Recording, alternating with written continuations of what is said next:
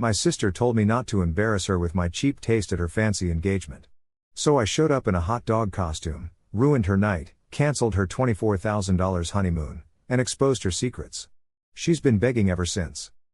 "Don't you dare make us look cheap with your bad taste," Lily whispered fiercely, her perfectly manicured nails pressing into my arm. She kept smiling for the camera, her face all glowy under the chandelier. I was just standing there, feeling like a deer caught in headlights, surrounded by all these fancy dresses and expensive suits. Honestly, I should have seen this coming. It was her big engagement bash, a $40,000 extravaganza of glitz and showing off, all paid for with the money I'd been quietly sneaking into her account throughout the year. Cheap taste, seriously? Didn't she realize who funded this whole thing? As I tried to respond, she gripped my arm tighter, her smile turning into more of a grimace. "Stay quiet," she seethed, sounding full of spite. "I don't care what you've paid for. Just blend in, and for heaven's sake, keep quiet." Her fiancé, Colin, was a few steps away, joking around with his buddies, totally clueless. Meanwhile, my folks were grinning over by the bar, my mom's laughter filling the room, and my dad looking proud, a pride he reserved for Lily, never me. "Lily," the photographer called. Her vice grip finally eased off my arm like I was something gross. She turned her charm back on, all smiles and fake laughs. I watched, feeling a wave of humiliation wash over me. I should have left right then, but I hesitated. "Hey, are you okay?" James, one of Colin's friends, asked, holding a champagne glass. "Your sister's intense, huh?" I forced a smile. "You have no idea," I said, and he chuckled, totally unaware of the tension. But I saw the pity in his eyes. They all saw it. I was the family pushover, always there to help, pay, and stay silent. But I'd finally had enough. I slipped away quietly, making my exit past all the glitz and glamour. My fingers shook as I quickly tapped out a plan on my phone, adrenaline kicking in. An hour later, I made my grand re-entry, bursting through those ballroom doors dressed as a giant hot dog. Yep, you read that right, mustard and all. The room was a mix of shock and laughter, the perfect combo. Lily's smile dropped. Her eyes were as big as saucers, and she slapped a hand over her mouth. My parents looked like statues. Colin seemed torn between laughing and wanting to crawl into a hole. "Ladies and gentlemen," I shouted, my voice echoing around the hall. "Let's toast the happy couple. To Lily, who taught me family is about appearances, and to Colin, about to learn that the prettiest roses have the sharpest thorns." "Get out," Lily shrieked, her face a mask of rage, destroying the laughter. "Get out. You ruin everything." I just grinned and said, "Just following your advice, sis, not embarrassing you with my cheap taste." With that, I bowed, costume and all, and strutted out. The room buzzed with whispers, laughter, and disbelief, her perfect night in ruins. But that was just the beginning. As dawn broke, my phone was going crazy with 42 missed calls from Lily and a ton more from my parents. I ignored every single one. Instead, I called Windward Resorts. "Hello," I said, barely hiding my grin. "I need to cancel a honeymoon package." "Yes, for Lily Carter." "No, it won't be rescheduled."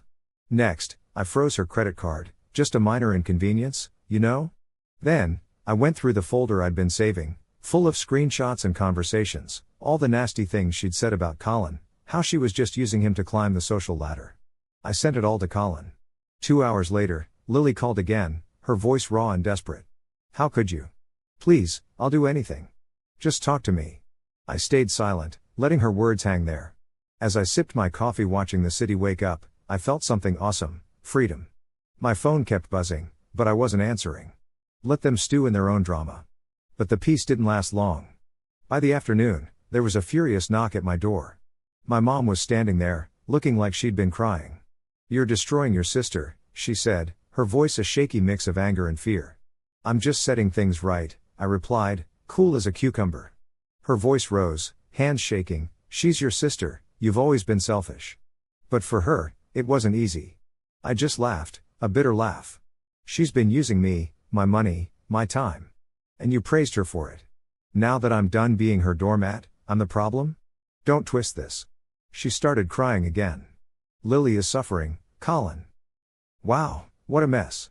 She's totally crushed, saying her life is a complete nightmare now. But, honestly, she's got herself to blame." I fired back at her by lying to him and everyone else, and of course, everyone bought it, simply because she's your sister after all. Mom's voice wobbled as she accused me of being cruel, claiming she always had my back. That got me heated, and I stepped up, anger bubbling under my skin. Really, Mom? Standing by while she sucked my bank accounts dry, lied straight to my face, and treated me like a cash machine? Now that she's facing consequences, I'm the bad guy? Mom's eyes filled with tears as she insisted, she didn't mean it. She's just lost. But I'm not buying it. She's not lost, she's playing everyone like a pro, and you're eating it up. Her slap landed quick and sharp, leaving my cheek stinging. For a moment, regret flickered in her eyes, but then it turned to pain. I wish I'd never come here, she whispered before walking away, leaving me with the sting in my cheek, though it was nothing compared to the ache in my chest. I stood there, my heart pounding, anger tightening its grip, but I wasn't about to just let it go. Later that night, I slipped into the hotel where Lily and Colin were staying. Mom had basically told me, unwittingly, where they'd be with her pleading phone call earlier. As I got to their floor and approached their room, I could hear Lily's voice, muffled but sharp. I don't care what he says, Colin, she snapped. He's always been jealous and just wants to ruin my life. Colin sounded uneasy, asking her why I'd canceled their honeymoon and about those messages he'd seen. Lily brushed it off, claiming I made them up because I'm obsessed with ruining her happiness. I pressed close to the wall, my jaw tight. Colin seemed unsure, saying I seemed too calm. Lily pounced on it, calling me a manipulator and insisting I was twisting him against her. I could hear Colin's footsteps as he sighed, needing to clear his head. Lily panicked, begging him not to leave, terrified of losing him over all this drama. Colin finally walked out, leaving Lily in a panic, and I watched him go before steeling myself for what was next. Rage boiled as I realized Lily was still weaving her web of lies, painting me as the villain. I wasn't going to be her puppet anymore. I took out my phone, hit record, and waited. About half an hour later, I caught her on another call, still badmouthing me, saying she could handle Colin and that our parents would always have her back. Her voice dripped with fake sweetness as she bragged about making me look crazy before. But now, I had proof. As if karma was on my side, Lily came out of the room still on the phone. Before she even saw me, I was right there, quietly showing her my phone. Listening, I said. Her face turned white as a sheet. What are you doing here? She stammered. Listening, I repeated, holding up the phone that was still recording. It's amazing what you hear when you stay quiet. Her shock turned to fury, but I was done. I'm ending this, I said, turning my back on her rage and walking away. But I needed to seal the deal. I drove straight to my parents' place, where laughter spilled from the open windows. Through the glass, I could see them at the dinner table, Lily looking perfectly composed, talking about me having another episode as if it was no big deal. Dad shook his head, his voice carrying a heavy sigh. I paused outside, knowing this was just the beginning of setting things right. If you haven't yet, please subscribe. And hit the notification bell to stay updated with more crazy real-life stories happening around you. From the get-go, it was obvious he was going to be a handful.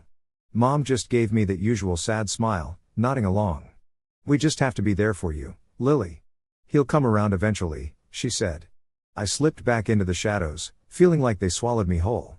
They'd already picked their side, and I was the odd one out. But I was done hiding. The wind was gently stirring across the open field by the lake, making the water glisten under the lazy, warm sunlight. A picnic table was set up beneath a big old oak tree, decked out with a classic checkered red and white cloth. All my childhood favorites were laid out, crispy fried chicken, buttery mashed potatoes, and apple pie, still warm and cooling off in the breeze. I stood a bit away, just watching them. Lily looked perfect in her white summer dress, her smile broad but her eyes sharp. Mom was fussing over the dishes, her cheerfulness clearly forced. Dad leaned against the tree, arms crossed, looking impatient and a bit disdainful. Colin was sitting at the edge, staring at his shoes with a tight expression. Lily spotted me and waved, "Oh, there you are. Come on, don't be a stranger." I walked over quietly, the grass muffling my steps. The air smelled sweet, but it was all fake, just like them. "Look, I know things got messy," Lily started, her voice all syrupy. "But we're family. We wanted to do something nice, you know, to make things right." "Yeah, we're family," Dad grumbled, not even bothering to look at me. "Family sticks together. We don't throw each other under the bus." I just looked at Colin, who was nervously glancing between Lily and the lake, clearly not convinced. "Sit down," Mom urged, pushing a plate my way. "It's all your favorites. We thought it might help." I sat but didn't touch the food. Lily's voice turned all delicate and kind of sad. "I know you were hurt, but I was just overwhelmed. The engagement, the planning. Maybe I overreacted. Overreacted? I repeated, my voice cold. Interesting choice of words. She forced out a laugh that was way too high-pitched. Oh, come on. Don't be dramatic. We're here to make peace. Peace. I leaned in, keeping my eyes on her. Or a confession. Lily's smile froze, her eyes darting to Dad, who immediately jumped in. Stop it, he snapped. You're ruining everything again. This was supposed to be your chance to apologize. Me? I laughed. I see. I'm the villain. Lily is the victim. Of course, because you are, Dad barked, slamming his hand on the table. You humiliated your sister. You embarrassed us. Everyone's talking about it. Oh, I know, I said, pulling out my phone. Everyone's been talking, especially Lily. Her face went pale. What? What do you mean? I mean, I've been listening. I've heard the truth you didn't want anyone else to hear. I tapped the screen and her voice filled the quiet field. Colin isn't full. I can handle him. My parents will never take his side. They always protect me. Her own voice, sharp and venomous, drifted across the picnic, the breeze unable to carry it away. Colin's head snapped up, his face drained of color. Lily, what's this? It's a lie, she screamed, lunging for my phone. But I stepped back, holding it high. You faked that. You're trying to ruin me. Am I? I pressed play again. My brother has always been a loser. I can make him look crazy. I've done it before. The words hit hard, like a slap. Lily's face twisted, her eyes wild. Turn that off, Dad roared, his face flushed. Stop this nonsense. But I wasn't done. You want nonsense? Listen to this. I swiped again. I warned you about him, Colin. He's obsessed with me. He needs help. The recording echoed out, clear and damning. Colin stood up, his fists clenched. You told me he tried to ruin our relationship. That he threatened you. He did? She screamed. He's manipulating all of this. It's not true, really. I reached into my backpack and pulled out a neatly printed folder, tossing it on the table. Read them, Colin. Texts, screenshots, her real thoughts about you, your family, all of it. Colin's hands shook as he flipped through the pages. His face turned ashen, his breathing quickened. Lily, you called my mom someone you looked down on, wishing they would disappear. Lily's mouth opened, then closed. That was a joke. You know I didn't mean it. Oh, you meant it, I said. You meant every word. And here's more. I tapped my phone again. I swear if my brother doesn't shut up, I'll make sure everyone thinks he's a psycho. I can always fake a few tears. Mom will believe anything I say. Lily's perfect world was falling apart. Liar, she shrieked, her face twisting with rage. You're a liar. You faked all of this. Did I? I leaned in, whispering. Shall we call your buddies? Your little gossip squad, or maybe your ex Sarah, who you bragged about stealing money from. Her eyes widened, her lips trembling. You wouldn't. Oh, I already did. I pulled out another folder, tossing it at her.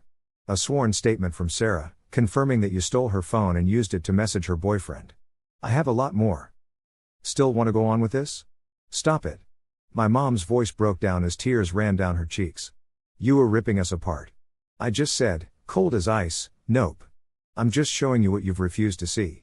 Your so-called perfect daughter is a liar, a manipulator, and you've always picked her over me.